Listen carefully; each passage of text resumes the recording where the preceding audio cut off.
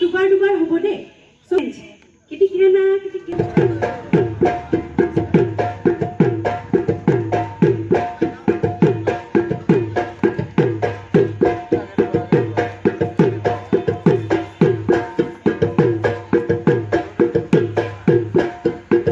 জুবিন বিহুৰ প্ৰথম বহাগ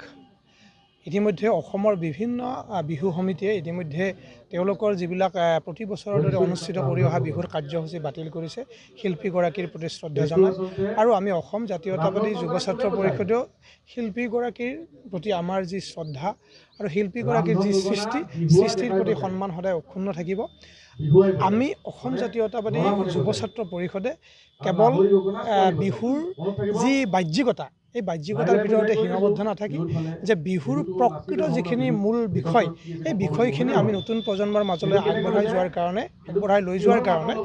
অসমৰ বিভিন্ন প্ৰান্তত এই ধৰণে বিহুৰ কৰ্মশালা আমি অনুষ্ঠিত কৰিছোঁ যে এই কৰ্মশালাৰ জৰিয়তে বিহু নাচ বিহু নাম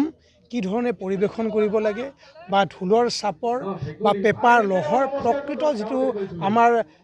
মানে শৈলী এই গোটেই বিষয়খিনি খুব সুন্দৰভাৱে আগবঢ়াই নিয়া আৰু নতুন প্ৰজন্মক বিহুৰ প্ৰতি আকৰ্ষিত কৰাৰ উদ্দেশ্যৰে আমি বিভিন্ন প্ৰান্তত কৰ্মশালা অনুষ্ঠিত কৰি আহিছোঁ আৰু আজিও সৰুপেটা আঞ্চলিক সমিতিৰ উদ্যোগত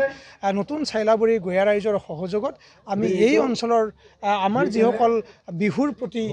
বিহুক ভাল পোৱা বা বিহু নৃত্য গীতৰ প্ৰতি আকৰ্ষিত ছাত্ৰ ছাত্ৰীসকলক লৈ এই কৰ্মশালাখন অনুষ্ঠিত কৰা হৈছে যে আমি প্ৰকৃত যিখন বিহুৰ ছবি এই ছবিখন আমি কেৱল গ্ৰাম্যাঞ্চলতে দেখিবলৈ পাওঁ। গতিকে গ্ৰাম্যাঞ্চলত প্ৰকৃত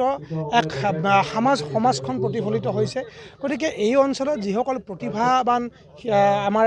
ছাত্ৰ ছাত্ৰী আছে যে যিসকলে বিহু হয়তো পৰিৱেশন কৰিবলৈ ভাল পায় কিন্তু প্ৰকৃত শৈলীৰে ইয়াক আগবঢ়াই নিয়াৰ ক্ষেত্ৰত তেওঁলোকৰ বিভিন্ন ধৰণৰ সমস্যা আছে যে সেই সমস্যাখিনি দূৰ কৰি যে প্ৰকৃত